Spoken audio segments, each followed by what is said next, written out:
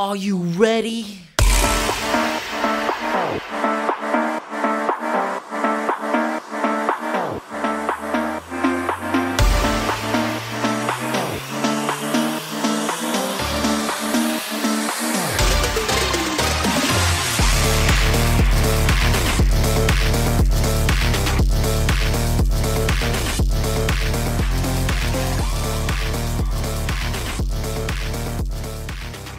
Bonsoir tout le monde et bienvenue à cette première édition du podcast Les Bookers d'Estrade. Stéphane Latendresse en compagnie de mon comparse, l'initiateur de ce nouveau podcast, François Ouellette.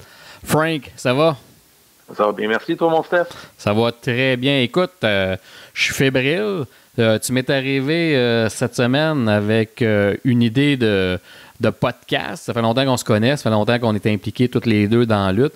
Puis tu m'es arrivé avec un podcast, une idée de podcast. Donc, j'aimerais que tu dises aux gens c'est quoi que ça va être ce nouveau podcast qui va être différent du podcast de Sur le ring en ligne. Donc, Frank, mets-nous l'eau à la bouche. C'est fort simple. En fait, on est toujours dans le concret, dans le présent. Et j'avais envie de sortir un peu de la boîte. Et comme on a une complicité hors pair tous les deux depuis plusieurs années au niveau du booking, on a des visions similaires, tout ça. Je me suis dit, pourquoi ne pas lui proposer un concept où on sortirait et si c'était tous des concepts de « et si ».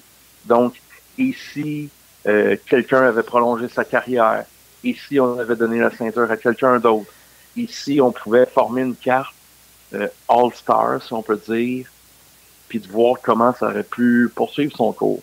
Donc, c'est ça. Donc, on va dans le créatif. On connaît déjà le dénouement parce qu'on est dans le présent, mais de reculer dans le temps et de dire « Ouais, mais Steph, si ça s'était arrivé à ce moment-là, aujourd'hui, on en serait probablement où? » Donc, on se prend pas au sérieux, puis on fait juste un brainstorm, vraiment à grande écoute. Puis le premier podcast, tu as décidé d'y aller avec une idée de gala, c'est-à-dire qu'on y va sur le concept de WrestleMania sur 2 soirs, donc si tu peux élaborer là-dessus. En fait, principe de la carte de WrestleMania, 2 soirées de 8 combats, mais cette fois-ci, la thématique de ces combats-là, des matchs de rêve, donc des dream matchs qui n'auront jamais lieu. Pour peu importe la raison. Parce que les gars ne sont pas dans la même fédération, parce qu'il y a des gars dans ta carte qui vont être du présent, qui vont être des lutteurs retraités, ou même des lutteurs décédés. Tu veux, c'est là où j'ai aimé le concept, parce que moi personnellement, je suis quelqu'un, c'est peut-être un défaut, je suis quelqu'un dans la vie de tous les jours qui est vraiment quelqu'un de nostalgique.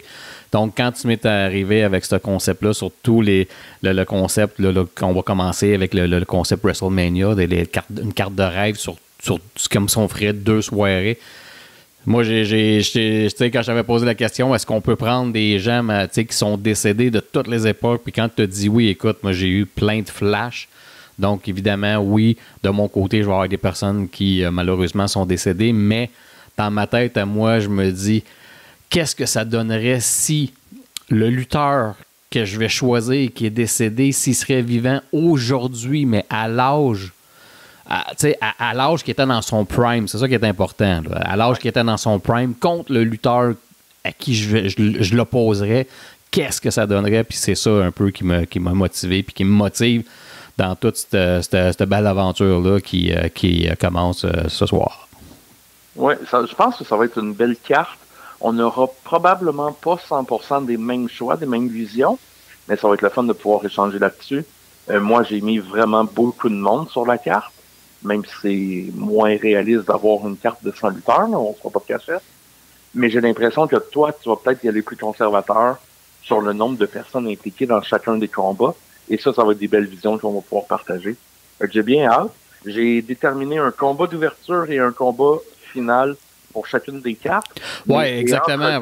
Exactement, parce que c'est ça que je t'avais demandé. Et moi, j'avais dit, tu sais, si on y va au concept de WrestleMania, puis peu importe dans la lutte en général, on sait très bien quand tu es impliqué dans la lutte que le premier combat, il est tout aussi important que la finale, parce que c'est lui qui va réchauffer la foule, c'est lui qui va donner le ton à ta soirée. Donc, c'est pour ça que je t'avais demandé, j'aimerais ça qu'on détermine le premier combat puis notre finale. Le reste, entre tout le reste de la carte, peu importe qui se positionne, mais vraiment, on commencerait ça avec qui, puis on finirait ça avec qui pour les 2 soirs. Donc, Frank, étant donné que c'est ton concept, je te laisse briser la glace. Tu veux qu'on y aille comment? On va donner chacun nos combats de la première soirée, puis ainsi de suite. Donc, je te laisse l'honneur. Avec quel combat tu commencerais ta première soirée, ta carte de rêve? Quel combat que tu as choisi? Mon combat d'ouverture pour la soirée numéro 1, je l'appelle Les Invincibles. Donc, 4 lutteurs dans un four-way qui ont eu des moments de gloire, mais sur des bases d'invincibles. Donc, c'est un four-way qui irait avec Batista, Goldberg, Brock Lesnar et Wardlow. Oh, notre Wardlow de la AEW. Oui. OK. Donc, j'irai avec ça. OK. Écoute, très bon match. Moi, personnellement, je ne suis pas un fan et je ne serai jamais un fan de Goldberg. Je ne pensais pas l'entendre sortir. Écoute, il y a eu un impact à la WCW, mais honnêtement, je ne suis pas un fan de Goldberg. Au même titre que Wardlow, actuellement, c'est à peu près le copier-coller, c'est le rip-off. Exact. Effectivement, c'est un peu, ouais. Effectivement, bon choix. Donc, ça serait ton combat d'ouverture pour la première soirée. Principalement pour placer Lesnar là-dedans, mais de partir avec un wow, mais pas un wow de high flyer, un wow de haut palais, ça va se taper sa gueule. Effectivement. Ben, tu te souviens, il y a quelques années, justement, à un WrestleMania, on avait ouvert une des soirées avec Bobby Lashley contre Brock Lesnar, si ma mémoire est bonne. Puis ça avait surpris tout le monde. Mm-hmm. Effectivement. Donc, moi, ma première soirée, écoute, j'ai déterré quelqu'un, là. Puis écoute, il y a peut-être des gens, des jeunes, s'il y a des jeunes qui écoutent, qui vont se dire « Qui est-ce à aller voir sur YouTube? » Écoute, mon combat d'ouverture pour la première soirée opposerait un de mes lutteurs préférés, celui qui domine tout le système d'étoiles de Dave Metzler avec environ 27-28, Will Ospreay contre Edouard Carpentier. Mais Edouard Carpentier, à son prime, quand il est arrivé au Québec et à Montréal dans les années 50, je pense que c'est 1956, dans son prime. Pourquoi? Parce que M. Carpentier, à l'époque, a révolutionné la lutte avec son style acrobatique. C'est un gymnaste. C'était déjà un gymnaste, mais on n'avait pas vu ça, ce style-là, avant lui. Puis, je me suis toujours demandé, justement, dans son prime, qu'est-ce que ça donnerait avec les lutteurs d'aujourd'hui? Puis Will Ospreay, ils ont à peu près la même shape qu'à l'époque. M. Carpentier, à l'époque, dans les années 50, a à peu près la même shape que Will Ospreay a aujourd'hui, puis est aussi athlétique. Donc, j'ouvrirai ma carte avec Will Ospreay contre M. Edouard Carpentier. Très intéressant. C'est vraiment... on reste dans la ligne de la thématique. On est complètement à l'extérieur de la boîte, puis c'est ça qui va être le fun de la démêlée. Je l'avais dit, j'étais nostalgique. Mm-hmm. Ton combat numéro 2, Steph? Oh, OK. Écoute, je t'ai envoyé des clips vidéo hier. Je ne sais pas si tu les as regardés. Oui. Mon deuxième combat, écoute, opposerait Brock Lesnar contre un de mes lutteurs préféré. Il est définitivement dans mon top 10 de tous les temps. Nul autre, puis malheureusement, il est décédé cette année. Nul autre que Superstar Billy Graham, mais la première version. Pourquoi? Parce que si vous ne connaissez pas Superstar Billy Graham, dans son prime, quand il était champion de la WWE, WWF ou WWW, machin jouette, ce gars-là a transcendé la lutte. Ce gars-là son style a été copié par Hulk Hogan. Il a été copié par Jesse the Body Ventura. Il a été copié par Don the Rock Monaco. Et j'en passe. Écoute, Superstar Billy Graham contre Brock Lesnar, j'ai l'image en tête. Écoute, je donnerais cher pour voir ce combat-là aujourd'hui. Quand Brock sera au ciel et quand tu y seras également, ce sera la seule possibilité de revoir le combat. Ah ben je me l'ai déjà imaginé. Écoute, c'est incroyable. Mais c'est ça le but, c'est ça que j'aime. C'est ça que j'aime de ce concept-là que tu as apporté. Ça nous fait vivre ça nous fait vivre des émotions, ça nous rend créatifs, puis ça va laisser aux gens de dire « Oh oui, peut-être que, peu importe. » C'était très intéressant. Vas-y, Frank. Combat numéro 2, que j'appellerais sous le titre « Force ou agilité » dans un 4 contre 4. Team 3D en compagnie des Road Warriors, mais dans les Road Warriors 90. Pas quand sont revenus la deuxième run. Oh, les années 90, pas les années 80, les années 90, OK. Fin 80, début 90. Okay. Ce qu'on appellerait la belle époque. Ouais. Contre les Hardy et le New Day. Oh. Kofi et Xavier Woods. Très bon choix. Je pense que ça pourra faire un très très bon mélange. Effectivement. Donc, force ou agilité. Donc, c'est ce que je dirais. Écoute, moi, tu sais, les Road Warriors, dans les années 80, j'étais un fan de cette équipe-là. C'était une équipe qui était très imposante et très intimidante. Je me souviens quand ils venaient à Montréal, là, écoute, les lutteurs, il n'y a pas grand lutteur qui voulait leur faire face parce que, bon, écoute, il y avait une réputation, mais très bon choix. Ouais. Moi, comme troisième combat, moi aussi, c'est un combat par équipe. C'est un combat qu'on aurait pu voir parce que ça s'est déjà parlé, ça s'est déjà, tu sais, à un moment donné, il y a une des équipes qui peut-être aurait été à la WWE. Malheureusement pour nous, on a décidé de rester à la AEW, mais je donnerais cher pour voir ça, puis peut-être que ça pourrait arriver, nul autre que les Usos contre les Young Bucks. Monsieur la tendresse? Oui. Me niaisez-vous? Non.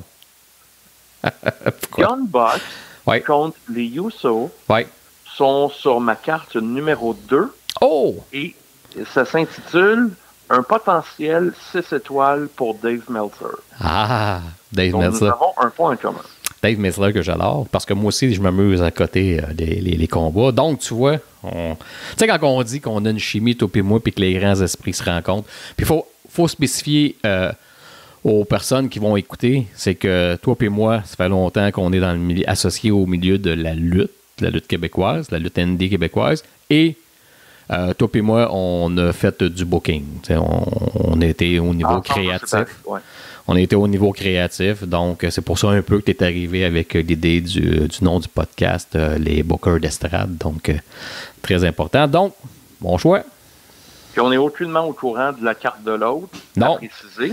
Non, puis c'est... on n'a pas rien d'autre.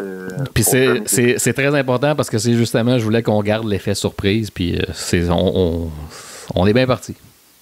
Oui, on va être d'accord. On n'aura pas besoin de débattre sur quand je vais te l'annoncer dans ma carte numéro 2 tantôt. Oui, c'est ça. Je ne resterai pas surpris. Combat numéro 3 de mon côté. Actuellement, AEW sont très forts sur les rois des trios. Donc, je me suis inspiré de ça et j'ai fait les vrais rois des trios à travers toutes les générations. Et ça part avec The Shield, Rollins, Reigns et Moxley. Okay. Qui était Dean Ambrose, on s'entend là, de Shield. Contre un autre trio, la famille Wyatt. Contre NWO, Hogan, Nash et Hall. Jusqu'à la date, à l'exception de Bray, je te dirais, Bray, Hall, c'est pas possible. Mais on a également un autre trio qui s'ajoute et c'est la famille Dusty, Dustin et Cody Rhodes. Oh, quand même. Donc, qui serait le roi des trios dans cette bataille à 4 équipes-là? Intéressant. Mm-hmm. On peut s'en aller partout. Effectivement. Puis, moi, je voulais juste apporter une précision sur les deux cartes. Je ne sais pas si tu l'as fait. Moi, je me suis un peu compliqué la vie, étant donné qu'on on s'imagine deux cartes. Moi, j'ai pas pris deux fois le même lutteur, peu importe si on le met en équipe, je prenais le lutteur. Si je le prends une fois, je le prenais pas 2 fois. Donc, je ne sais pas si tu l'as fait de ton côté aussi. J'ai fait exactement la même chose. Parce que il est en équipe, il n'est pas en fin. Parce que ça m'a causé des petits pépins pour ma deuxième carte. Mais bon, écoute. OK, moi, je suis rendu au 4e combat. Oui. J'ai décidé de faire un combat stipulation. Un combat hardcore opposant Mick Foley, Mankind, Mick Foley, à Jon Moxley. Intéressant. Qui pourrait être encore possible? Je voudrais pas le voir présentement parce que Mick Foley est trop magané. Là, ça n'aurait pas l'intérêt. Mais écoute... ils sont vivants puis ils sont encore actifs dans l'environnement. Ouais, mais Mick Foley, il va finir comme le père à Bret Hart. Je sais pas si tu as vu dans ses dernières années de sa vie, Stu Hart, comment il marchait, tout courbé, tout ça. Mick Foley, il en arrache vraiment. Fait que j'ai plus aucun intérêt. Tu sais, j'ai pas d'intérêt. Par contre, Mick Foley, présentement dans son prime, contre un Jon Moxley, écoute... C'est dégueulasse. Ça serait fou raide parce que Moxley, tu sais, il a quitté la WWE parce qu'il voulait lutter son style, puis son style, on le voit, là, tu sais, c'est un gars de la CZW, Monsieur Mox. Fait que, écoute, ça serait fou. Ouais, moi, toujours, tu sais, c'est toujours les lutteurs que je ramène c'est toujours, je les vois toujours, le combat, je le vois quand ces gars-là étaient dans leur prime. Aujourd'hui, mais dans leur prime. Très important. Combat numéro 4 de mon côté, de type Survivor Series, 5 contre 5 féminin. Oh! On va y aller, tu vas voir, on va se promener partout. Ça se peut que tu pognes 2 minutes. Chez les, appelons les Babyface, Asuka, les Bella Twins, Natalia et Lita. Oh, OK. OK. Je m'en vais heel. Mickie James, Trish Stratus, DMD, Dr. Britt Baker, Oh. Chyna, et attache-toi pour aller se battre à la guerre avec Asuka, Bull Nakano. Oh, Bull Nakano. Oh, intéressant. Mm-hmm. Intéressant. Moi, je pense un peu une pionnière japonaise. Oui. C'est une des premières. Hein? Effectivement. Donc, ouais. Feu Bull Nakano. Feu Bull Nakano. Moi, je suis pas un fan des Bella Twins. Mais écoute, c'est quelque chose. Combat numéro 5 pour ma part. Là, j'ai décidé d'y aller avec un match qui pourrait arriver. Puis, j'y étais avec un de mes lutteurs préférés de la New Japan. Un combat pour hommes. Tu sais, on appelle ça un combat pour hommes, là. Tu sais, fait que mon Dieu, je donnerais cher pour voir ça. Shingo Takagi contre Gunter. Oh, que ça ferait prêt. Oh, que ça ferait mal. Oh. Strong style. Strong style. Ouais, le royaume de la claque à gueule. Oui, le royaume de la chop. Hein. Le festival des chops. Ouais, je suis d'accord. Je m'en vais, moi, de mon bord, dans un Survivor Series 5 contre 5 masculin, que l'on pourrait appeler attention au ring. Ça va brasser. Oh. Là, du côté heel, Bam Bam Bigelow. Oh. Le Big Boss Man. Oh. Vader. Oh. Yokozuna. Yep, palais. Et le King Kong Bundy. Ma question, est-ce que tu as renforcé ton ring? Il y a du poids là-dedans. Là. Moi, je suis booker. Hein? Je suis pas attitré aux équipements du ring. J'espère qu'ils l'ont fait. J'espère. Mais très intéressant jusqu'à date. Oui, c'est 5 doux garçons. Ils iraient en compétition 5 contre 5 contre Otis. Oui. Mark Henry. Oh. Keith Lee. Oh. Samoa Joe et Rikishi. Écoute, Jusqu'à date, là, c'est mon match préféré. J'aimerais ça voir ça. Très sérieusement, là, c'est vrai. Écoute, c'est solide comme match. À noter là-dedans que Bigelow, Bossman, Vader, Otis, Joe, Keith Lee, c'est tous des gars de 300 livres qui montent sur le troisième cadre. Oh, exactement. Ça peut surprendre. Ouais. On peut. Oui, ça peut. Oui, écoute, si ça décide de te faire un frog splash, ça va. Toast-toi. Mets tes bras. Oui, mais. Mets tes bras, c'est sûr. Écoute, 6e match. Là, je tiens à préciser que ce match-là, j'aurais voulu le voir en 1996 ou en 1997, quand toute cette gang de joyeux lurons-là était à leur apogée. On a rêvé de ça pendant des années, de voir ces deux factions-là, une contre l'autre. On l'a vu dans les années 2000, mais c'était pas la même affaire. On l'a vu à WrestleMania, c'était du gros caca. Mais à voir ça en 1996, 1997, écoute. La première faction, c'est ma faction préférée. Écoute, j'ai leur logo sur mon auto. J'ai mis leur logo à Kegaska sur le contenant. La NWO for life. La NWO. Scott Hall, Kevin Nash, Hulk Hogan contre DX, Triple H, Shawn Michaels et j'inclus là-dedans Six ou 1, 2, 3 Kid du temps qu'il était avec DX pour vraiment calibrer. Donc, NWO contre DX version 96 ou 97. Fort intéressant. Effectivement. Fort intéressant. Je m'en vais complètement ailleurs avec 4 équipes. Donc, sous la thématique, le ring ne va pas tenir. Ce sont des géants. Oh, ben je pense que ton ring est déjà démoli avec ton match de mastodonte. Oui, ben on essaierait de soutenir un peu plus, de mettre un peu de renfort parce que ça peut être très très long comme soirée. Je commence avec la première équipe, Omos, en équipe avec le Giant Gonzalez. Oh oh! Oui, c'est là que tu vois qu'on est créatif et on va partout sans jugement. Première équipe. Deuxième équipe, JBL, en équipe avec Psycho Sid. Oh! Évidemment, je te parle de toutes ces personnes-là dans leur prime. Seule problématique, Omos et Giant Gonzalez n'ont pas eu de prime et n'en auront jamais eu. Effectivement.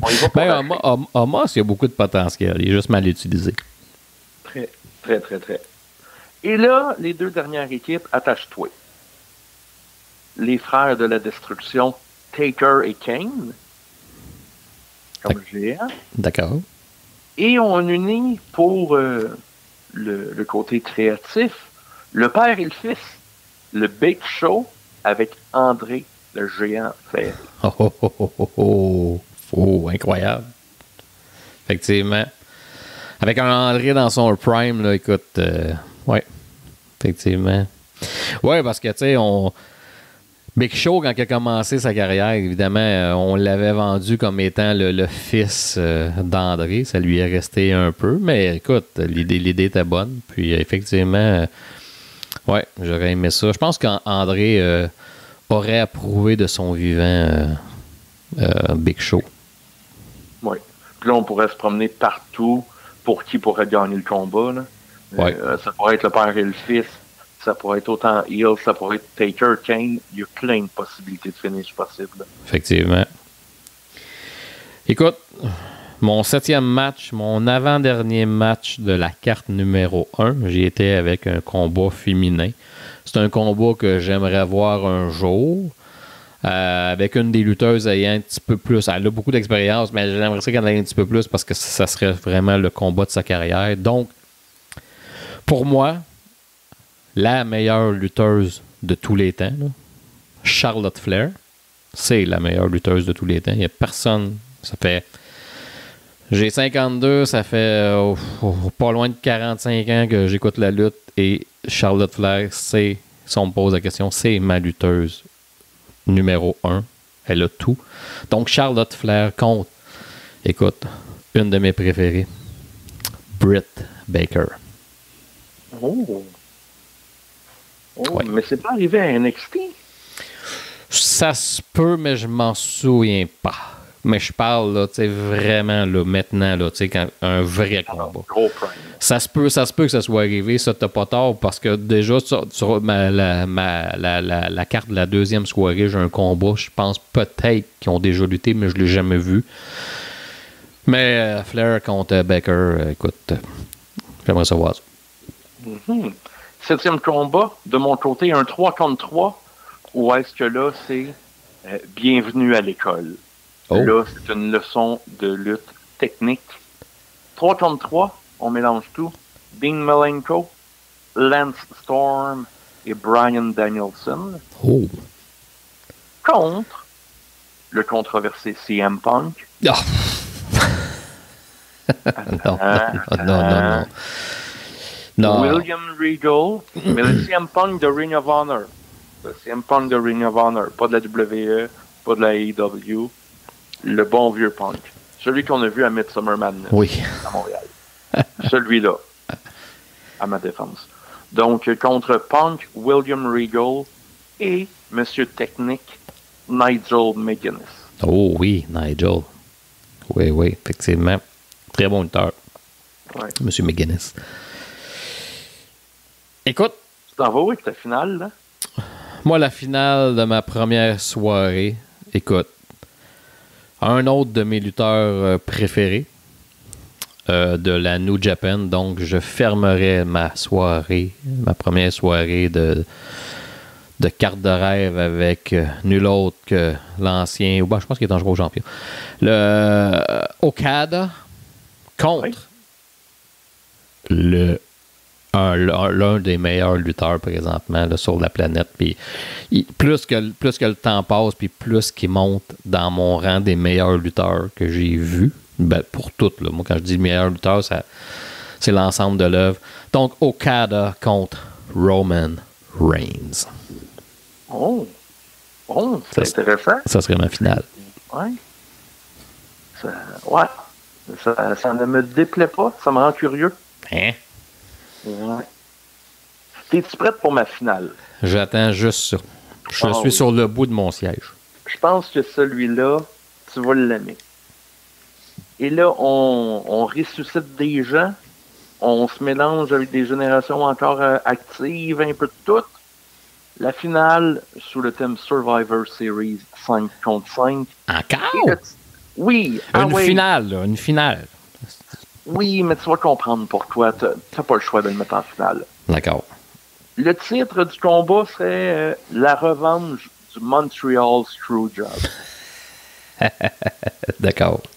T'es prête? Ah oui. Brett, Jim Neidhart, Owen Hart, Kevin Owens et Sami Zayn.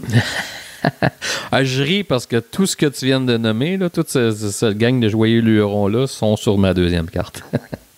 Dans le même combat ou un peu partout? Tu verras. OK, parfait. Contre, c'est pas mal les ennemis jurés d'un peu tout le monde, là.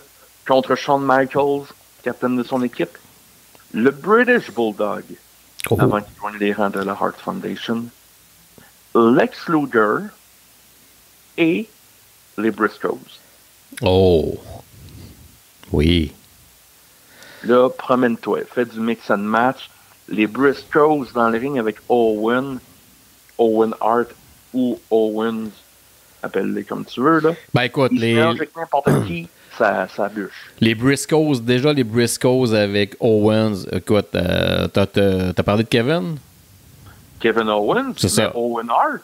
Oui, mais t'as parlé dans ton match de Kevin Owens? Ouais. Bon, écoute, les Briscoes puis Kevin Owens, ils ont eu des matchs mémorables à la Ring of Honor. Donc, oui, ça donnerait quelque chose d'incroyable avec Owen Hart aussi. Effectivement, Oui, ça serait très, très intéressant, effectivement. Zayn, Owens, Shawn Michaels, Neidhart, Luger, le Bulldog. Ouais. Tu peux les mélanger toute la gang. Puis ça va te faire quelque chose qui, je crois, de wow.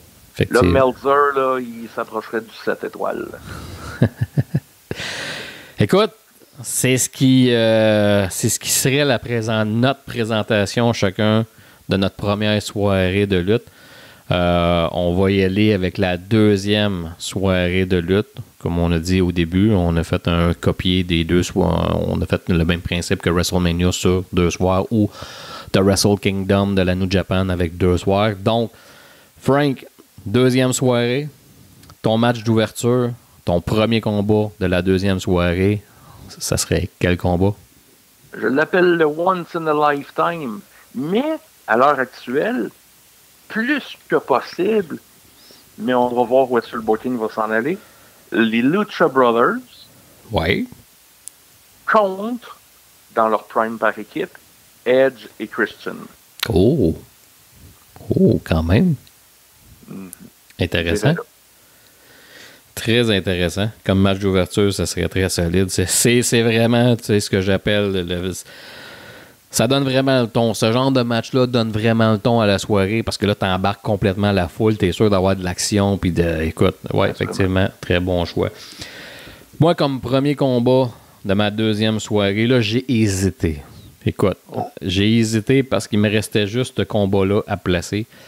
Puis j'essayais de trouver un adversaire à un autre de mes préférés. Fait que j'y étais vraiment, comme je dis, ça se peut qu'il ait déjà été vu, mais moi, je ne l'ai pas vu. Donc, c'est un match que j'aimerais voir. Adam Cole, un de mes préférés, contre AJ Styles. Oh, palais. En ouverture. Oh, palais, qu'on n'est pas loin. Oh. Ouais. Je te raconte ça après. Vas-y. C'est mon premier combat. OK. Ben, je vais y aller avec le deuxième. Rapidité et créativité. Dans un 4 points par équipe. Ton premier combat. Donc, Adam Cole en équipe avec AJ Styles. Ouais. Niaise-moi donc. Non. Contre Billy Kidman et Ricochet. Oh. Ouais. Un 3 équipes. Excuse-moi, je te mentionnais un 4 équipes, mais c'est un 3. Contre le Miz et Eddie Guerrero. Oh. Ah ouais, OK, tant que ça. OK. Ouais, je vois là. OK. Ben, tu veux, il y a un nom que tu as sorti dans ton premier combat qui se retrouve dans mon deuxième combat. Ben, vas-y donc. Donc, mon deuxième combat qui aurait pu être la finale, qui aurait pu être le premier combat. Là, je fais vraiment un clin d'œil à un certain SummerSlam. Pour moi, ce combat-là, c'est un de mes combats préférés à vie. Là, je peux pas te dire combien j'en ai. Il est dans mon top. Tu sais, si on ferait un top 100, il est dans mon top 100. J'en ai vu des combats là, en 45 ans. Là, écoute. Eddie Guerrero. C'est un combat avec un arbitre spécial. Donc, Eddie Guerrero contre Dominic Mysterio avec arbitre spécial Rey Mysterio. Puis là, je fais un clin d'œil à un SummerSlam quand il y avait eu le combat d'échelle entre Eddie Guerrero et Rey Mysterio pour la garde, entre parenthèses, de Dominic Mysterio. Fait que là, je reveille ça. Écoute, j'aimerais tellement ça aujourd'hui que Eddie Guerrero soit vivant parce que je suis sûr à 100% qu'on l'aurait impliqué dans cette storyline-là, réellement. Donc, pour moi, Eddie Guerrero contre Dominic Guerrero, là, écoute, surtout avec le style que Dominic a, parce qu'on s'entend qu'il a copié du style de Eddie avec ses cheveux. Écoute, voilà. Ouais, ça me donne des petits frissons, ça. Hein? C'est ça le but. On est nostalgique ou on ne l'est pas. Je m'en vais, à mon tour de prendre un nom que tu viens de nommer pour le mettre dans mon combat. Saveur du monde. Donc, un peu de tout partout sur la planète. Combat par équipe. Raymond le Mystérieux, donc Rey Mysterio. En équipe avec Dolph Ziggler. Oh. Contre Okada. Oh. Japon. Oui. En équipe avec Kenny Omega. Oh, écoute, j'avoue, ça serait très intéressant. Très, très, très intéressant. Ouais, écoute. Donc, USA, l'Amérique latine et le Japon et le Canada. Attache-toi. Ce qui va être intéressant, parce que je pense que Dolph Ziggler, lui, il est pris avec la clause du 90 jours, ce que Edge n'avait pas à la AEW, quand il est parti pour la AEW, mais je pense que Dolph Ziggler va atterrir à la AEW, puis je pense qu'il va peut-être être tenté aussi, en étant à la AEW, à aller faire quelques combats à la New Japan. Donc, Dolph Ziggler, Okada, puis tout ça, là, écoute, il y a beaucoup de potentiel de match. C'est loin d'être fini pour Dolph Ziggler. Il va avoir un second souffle à sa carrière, ça, c'est automatique. Écoute, mon troisième combat de la soirée 2, ce combat-là, ben évidemment, je pense pas que les deux se sont déjà affrontés. Parce qu'il y en a un qui est décédé en mai 1999, puis l'autre a fait ses débuts à la WWE en août 1999. Donc, mon combat, Chris Jericho Y2J contre le King of Art, Owen Hart. Oh! Oh! La bataille de Calgary? Yes, sir. Oh, intéressant. C'est two on a pole match. Non, on va pas là. On va pas là. Il y a déjà de la misère à marcher, tu vas pas l'employer sur une perche. Là. C'est ça. Aïe, aïe. OK, on reste groupé, Steph. J'y vais avec mon combat numéro 4. Qui s'appelle « Ça va faire mal ». On part avec, en douceur, sont capables de frapper fort, de manger des coups très violents. FTR. Oui. Dans un three-way par équipe contre Tommy Dreamer et Sabu. Oh. Contre, d'après moi, les sommités du hardcore dans Gimmick que tu veux, Mick Foley. Oui. Accompagné de son partenaire de toujours, Terry Funk. Oh. Effectivement. Écoute. On va oublier Chainsaw Charlie. Là. On va y aller. Terry Funk. Très bon choix. Très bon combat. Écoute, écoute, effectivement. Très bien.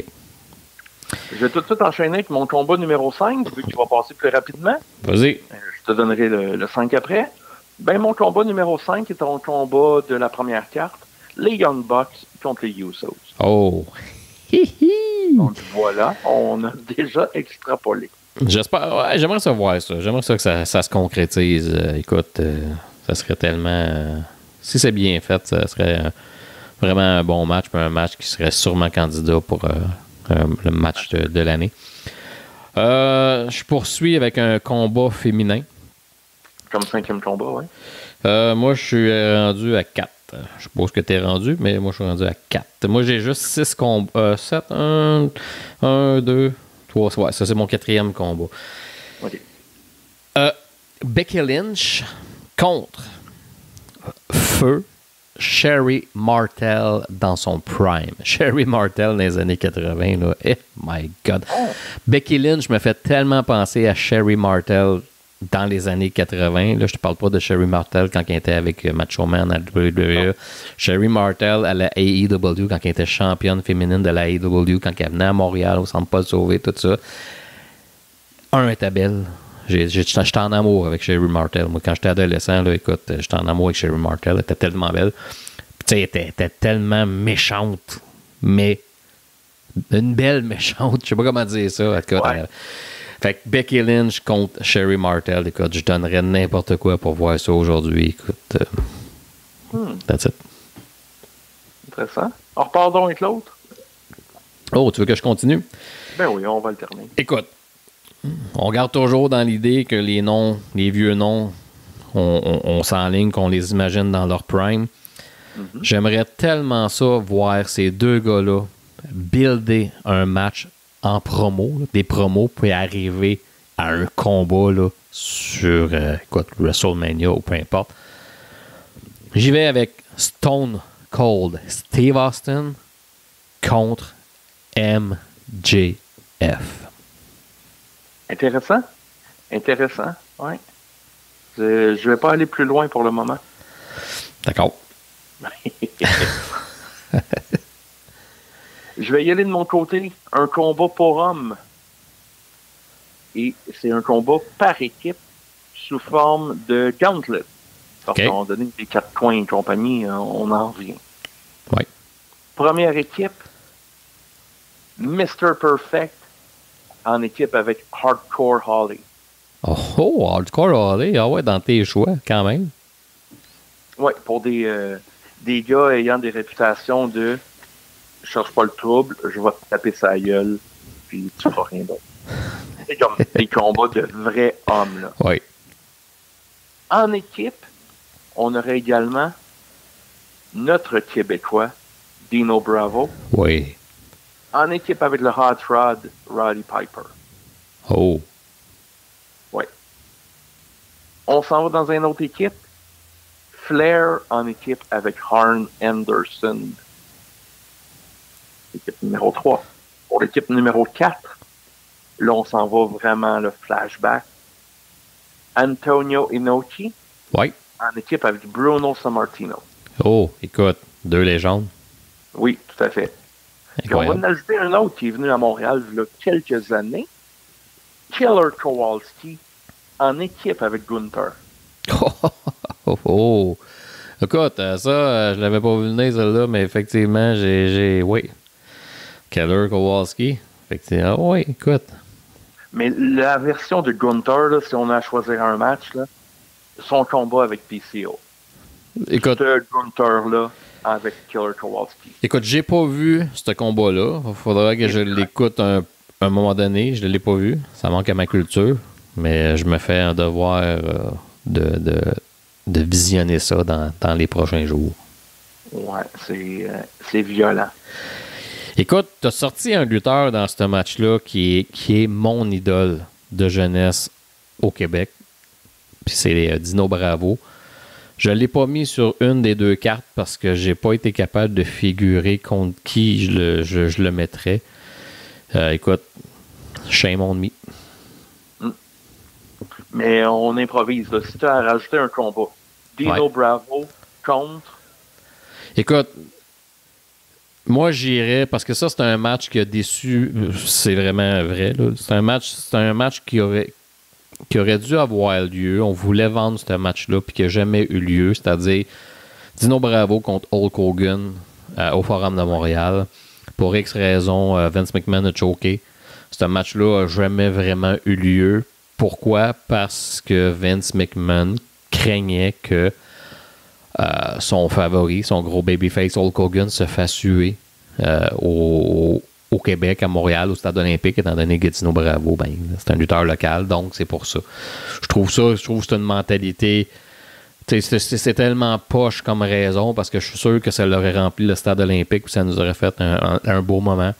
Mais écoute, c'est un combat, oui, que j'aurais aimé voir. Sinon, écoute, Dino Bravo, écoute, je vois pas. J'ai de la misère pour le mettre à part Hogan, pour le style qu'il a, le style qu'il avait. Écoute, tu sais, sur le territoire québécois, il a tellement bien performé. Il y avait beaucoup de jus, il y avait beaucoup. Mais tu sais, à l'international, je trouve ça plus dur. J'ai de la misère à le visualiser avec d'autres gars. Tu sais, peut-être, si tu me parles vraiment d'un Fantasy Warfare, là, je te parle Bravo dans son prime. Je te dirais avec Samoa Joe dans son prime. Oh, ça clasherait. Oh, Pelay, oui. Je viens de sortir ça là. Ben ouais. Sinon, c'est dur. Il y a des lutteurs que c'est dur. Il y a bien des lutteurs que j'ai pas mis sur les cartes parce que j'avais de la misère à trouver. Tu sais, moi, je sortirais pas le combat juste pour sortir un combat. J'essaie toujours de voir ce qui me ferait vibrer, moi, personnellement. Fait que j'ai eu bien de la misère. Tu sais, je viens de sortir Samoa Joe parce qu'ils ont vraiment le même style, à peu près. Là. Ouais. Écoute. Ben, je peux y aller. Ouais. Ben, je vais y aller. Je peux y aller avec mon prochain combat que je te disais tantôt. Ben, t'en reste combien? 2? Moi, il m'en reste 2. Moi, j'ai fait 6-7 combats dans la deuxième carte. Écoute, un combat canadien. Combat par équipe. Sami Zayn, Kevin Owens contre la Hart Foundation, Bret the Hitman Hart et Jim the Anvil Neidhart. Oh, comment séparer les foules? Ouais. Oh, pareil. Puis pour faire, tu sais, comme je disais juste avant, Dino Bravo, ça a été mon idole de jeunesse, de ma jeunesse, une partie de mon adolescence sur le territoire québécois. Puis après, mon idole au niveau mondial, ça a été Bret de Hitman Hart. Puis tu sais, quand j'ai commencé à faire de la lutte, quand j'ai fait ma première botte de lutte, je sais pas si tu as remarqué, j'avais des étoiles. Ouais. C'était en hommage à Bret Hart qui avait des étoiles sur ses bottes de lutte. Mm-hmm. Je suis parfaitement d'accord avec toi. Mais mitigé avec ce combat-là, oh mon Dieu, les héros canadiens, un contre l'autre. Ouais. Ouh. Juste pour le. Les deux, tu sais, c'est deux bonnes équipes parce que, tu sais, il y a beaucoup de gens qui connaissent Kevin Owens puis Sami Zayn à la WWE. Nous, on les a connus. Souvent, on les a vus en équipe, surtout à la Ring of Honor, Kevin Steen, El Generico. Écoute, c'est toute une équipe. C'est une équipe, on s'entend, on va canadienne. Contre une autre équipe. Tu sais, deux des meilleures équipes canadiennes, selon moi. Tu sais, t'as les Rougeaux de la belle époque. Mais tu sais, non, écoute, j'aurais pu faire un three-way, mais j'aime pas les three-way en équipe, ça a l'air poche, mais j'aurais pu aussi bien faire Owens, Zayn, la Hart Foundation contre les Rougeaux de la belle époque. Tu sais, les Rougeaux aussi, je les ai pas impliqués, puis pourtant, quand j'étais jeune, c'était mon équipe. Moi, là, tu vas me dire, tu vas trouver ça bizarre, là, mais écoute, moi, Jacques Rougeau et Raymond Rougeau, là, c'était mes idoles. Écoute, puis ça. Aujourd'hui, on déblatère sur un des Rougeaux, mais c'était l'équipe. Écoute, Écoute. Okay. Ben, rendu là, on aurait pu brainstormer Steen à l'époque, là, que c'était Steen et Rico. Là. Ouais. Aujourd'hui, ça pourrait être Owens Zayn, il n'y a pas de problème. Contre les Quebecers. Ben écoute, si on y Ils va... ont une chimie incroyable avec PCO, mais que ça change de bord la chimie avec Jal. Écoute, si on y va dans cette optique-là, moi j'irais avec Steen Generico contre les Rougeaux. Jacques et Raymond. Ouais. Dans leur prime, les Rougeaux, là. Oh, écoute. Ouais, tout à fait. Donc. Semi-finale de mon côté. Et non, Butch ne pourra pas aller à la toilette parce que ça va être un beau combat féminin. 4 contre 4. Et pourquoi 4? Parce qu'il y a une thématique. Les Four Horsewomen, Charlotte Flair, Becky Lynch, Bayley et Sasha Banks, contre Rhea Ripley, Bianca Belair, Beth Phoenix et Alundra Blaze. Oh, Alundra Blaze, OK. Ouais. Sortie des boulamiers. Quand même, effectivement. Alundra dans son prime, quand il était en feud avec Bull Nakano, ouais. Facilement avec Lynch ou avec Flair, aucun problème avec Bayley. Ça, c'est dans le temps qu'elle n'achetait pas des ceintures dans les poubelles, ça? Ouais, c'est bien avant, là, c'est début 90. OK, d'accord. Ouais. Ta finale, mon Steph. Oh, OK. Fait que ma finale de ce merveilleux week-end, écoute, j'aimerais ça voir ça. The Rock contre The American Nightmare, Cody Rhodes.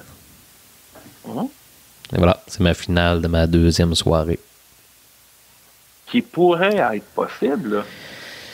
On attend encore The Rock contre Roman Reigns, donc je ne penserais pas. Mais ça pourrait, mais je ne penserais pas. On va y aller avec... On va s'attendre à Roman Reigns contre The Rock, mais...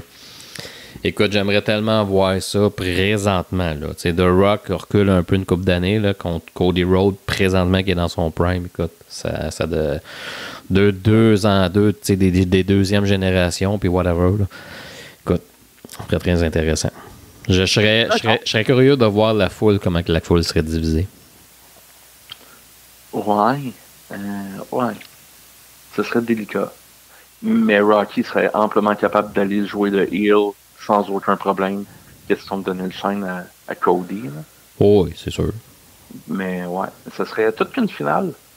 Oh, ouais, ça serait intéressant. Moi, je vais y aller avec ce qu'on appellerait le mont Rushmore de la lutte. D'accord. Ouais. Et là, je les ai tous garochés là-dedans. Ils sont tous mélangés. Tu vas peut-être rester surpris. Passer au présent, le mont Rushmore, Steve Austin. Oui. Sting, qui annonce sa retraite pour début 2024. Ouais. Le Rock, que tu viens de parler. Ouais. Donc, c'est le fun parce que dans nos 2 cartes respectives, il fait la finale de la soirée 2, le Rock. Quand même. Les grands esprits se rencontrent, comme ils disent. Oui. Avec son ami, le Fruity Pebbles John Cena. T'as pas le choix. Tu l'aimes ou tu l'aimes pas, il fait partie des plus grands de l'histoire. Pour peu importe la raison, au même titre qu'Hogan. Non. Pas pour moi, en tout cas. Non? Non. Okay. Cena, on fera ça sur un autre podcast. John Cena n'apparaît pas dans mon... Écoute, il apparaît... Non. Là-dessus, je suis en désaccord avec toi. John Cena, non. Mais vas-y! Donc, ces 4 chers amis contre Chris Jericho. Oui. Triple H. Oui. Tu l'as pas nommé dans une de tes soirées? On avait dit qu'on n'était pas supposé nommer les deux par 2 fois. OK, c'est bon. C'est moi qui l'ai halluciné. Hunter, il est pas là. Non, il est pas là, Hunter. OK. Non. Fait que Triple H, Jericho. Ouais. 5 minutes, 1, 2, 3. Contre Triple H, Jericho, Macho Man et MJF. Oh! Effectivement. Être audacieux, là, on aurait pu en pousser un 5e. Puis si on avait poussé un 5e babyface, j'aurais ajouté Austin Theory. Juste pour les cartes. Moi, j'aurais mis un autre de mes préférés. Ricky Stark. Ricky Stark? J'ai de la misère à accrocher. Écoute, ben, il va falloir que t'accroches parce que c'est un futur champion. Écoute, pas un champion de qu'est-ce qui est là. Écoute, écoute, ce gars-là, il a du charisme au pied carré. C'est incroyable. Moi, je l'adore. Il est à mauvaise place. J'espère qu'il va faire comme Jade Cargill, c'est-à-dire que quand son contrat va finir, merci, bonsoir, WWE, puis ils vont en faire une vedette comme il se doit, parce que ce gars-là, c'est l'avenir de la lutte. Et voilà. Puis pourquoi pas donner une ceinture à Sami? Pourquoi lui, il serait bloqué, puis pas Starks? Écoutez, là, Sami, actuellement, on va dire qu'il est dans son prime, là. Il n'a jamais été aussi bien placé que ça à la WWE. Sami Zayn? Les promos, l'intensité, les combats, les feuds, là, actuellement, seul, il brille. Là. Oui, ben écoute, j'ai pas. Ça fait un petit bout, j'ai pas regardé. Là, je suis déçu du split, là, qu'on a splitté l'équipe. On a vu que c'était juste vraiment pour le happening de WrestleMania, puis tout ça. Mais écoute, je pense. Puis je suis d'accord avec beaucoup d'observateurs là-dessus. Sami Zayn, oui, là, il est peut-être populaire. Écoute, comme j'ai dit, j'ai beaucoup de rattrapage à faire là-dessus. Son temps aurait dû être entre janvier puis WrestleMania. On ne pourra pas recréer ce qu'on a vécu au Centre Bell le 17 puis le 18. Puis tout, même quand tu toute cette storyline-là, on pourra pas recréer ça. Puis tu sais, c'est un peu comme je comprends pas encore. Puis ça, je comprendrai jamais plus dans 10 ans là, pourquoi qu'on a fait perdre Cody Rhodes à WrestleMania. C'est complètement ridicule. Puis Sami Zayn, écoute, oui, mais je penserais pas qu'il va avoir la grosse ceinture. Écoute, mauvais, c'est tellement un grand high qu'on a eu, mais en même temps, c'était juste pas le bon moment parce que Roman Reigns s'en allait vers... Il voulait le... le 1000 jours, puis tout ça, c'était déjà dessiné, tout ça. Fait que c'est juste arrivé, tu sais. Mais ça nous a donné 2 soirées de lutte qu'on n'oubliera jamais. On va en reparler dans 10 ans, dans 15 ans, de l'émotion, mais on pourra pas recréer ça, tu sais. Moi, que Sami Zayn... Ouais, si Sami Zayn reviendrait... Tu sais, on savait qu'il était pour les gars, pour gagner à WrestleMania. On s'en doutait. Puis ça a été tout un moment, tu sais. Moi, quand j'étais allé à Laval, puis c'était incroyable, là. Puis je suis content qu'on les a emmenés au Québec en tant que champion avant qu'on les split. Puis à Raw. Mais écoute, s'il gagne, tant mieux. Il le mérite. Ça, il le mérite. Il mérite. Ça, c'est officiel. C'était pas mal ça, nos cartes, hein, mon beau Steph? On a une bonne prédiction identique, beaucoup de similitudes, mais somme toute, tous des beaux choix très créatifs et intéressants. Écoute, j'ai trouvé l'exercice intéressant, mais difficile en même temps, parce qu'il y a plein de lutteurs que j'ai pas nommés, puis c'est des lutteurs que j'apprécie. Tu sais, toi, t'as placé Randy Savage. Randy Savage, c'est un de mes préférés. Je voulais placer un lutteur que j'aime beaucoup, que peut-être personne ne connaît, Gino Anderson. Gino Anderson. Écoute, il est décédé en 1986. C'est un lutteur avec Chris Adams. Écoute, Chris Adams, un autre de mes lutteurs préférés. J'ai eu de la misère à les placer. Dino Bravo, j'ai pas été capable de le placer. J'ai pas placé les Rougeaux. Il y a beaucoup de... Parce qu'il fallait faire des choix. Puis j'y étais vraiment avec ce que je voulais voir présentement, sans rien enlever à l'intérêt que j'avais des lutteurs que j'ai nommés.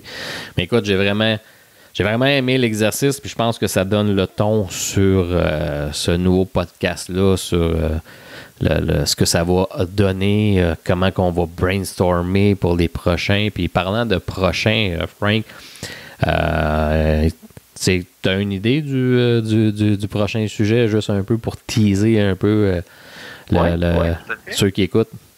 Bien, premièrement, j'inviterai toutes les personnes qui vont écouter ce podcast à joindre également la conversation en allant commenter, eux, ce qu'il y aurait comme idée de match de rêve qui n'aura jamais lieu pour peu importe la raison, comme nous, on vient de faire l'exercice. Donc, je suis très curieux de voir la réponse des gens, leur vision et tout ça, leur créativité.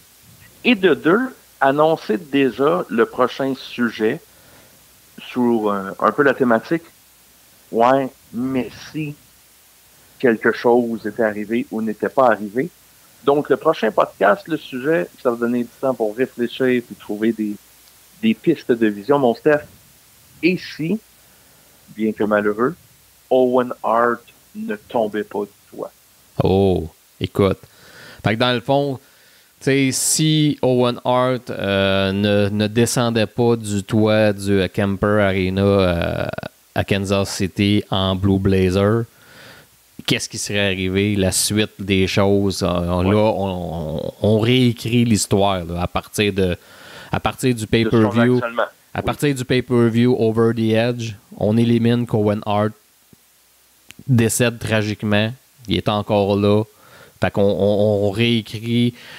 Est-ce qu'on réécrit l'histoire d'Owen Hart ou on réécrit où ce qu'on voit, où ce que la WWE serait allée ou vraiment on s'intéresse à Owen Hart et quelques petits acolytes sur où est-ce que son cheminement se serait rendu à Owen Hart. Donc, on focus sur Owen Hart? Oui, on focus sur Owen Hart de sa non-chute. Il n'est pas tombé, tout va bien, il a fait son match, sa vie est belle, à son parcours à travers ces années qui aboutirait à aujourd'hui, octobre, début novembre 2023. Écoute, qu'est-ce qui se serait passé? On a déjà un indice, parce que c'est pas un secret pour personne. Le soir de mai 1999, lors du pay-per-view Over the Edge, le Blue Blazer, Owen Hart, allait affronter le Godfather qui était champion intercontinental. On le savait, ça a été dit après, Owen Hart, cette soirée-là, devait remporter le titre intercontinental. Donc, on peut partir de ce point-là qu'après Over the Edge, on s'en allait à Monday Night Raw avec un Blue Blazer, Owen Hart, champion intercontinental. Ça, c'était une certitude. Puis on va élaborer à partir de là les feuds qu'on aurait pu. Écoute, c'est très intéressant, puis c'est ce que j'aime de l'idée de ce podcast-là, parce qu'il y a tellement de choses qu'on peut recréer. Puis comme Frank a dit tantôt, on va débloquer les commentaires, donc vous pouvez déjà, si vous voulez, vous pouvez déjà donner vos idées, vos impressions, toujours dans le respect, bien entendu. Écoute, Frank, les bookers d'estrade, premier épisode, puis je pense qu'on va être sur une belle lancée, puis ça va être une belle aventure remplie de beaucoup, beaucoup de nostalgie. Écoute, je te remercie pour ce premier épisode, puis je te souhaite une bonne soirée, puis je te dis à la prochaine, si Dieu le veut. Oh, qu'il le veut. Bonne soirée, mon Steph.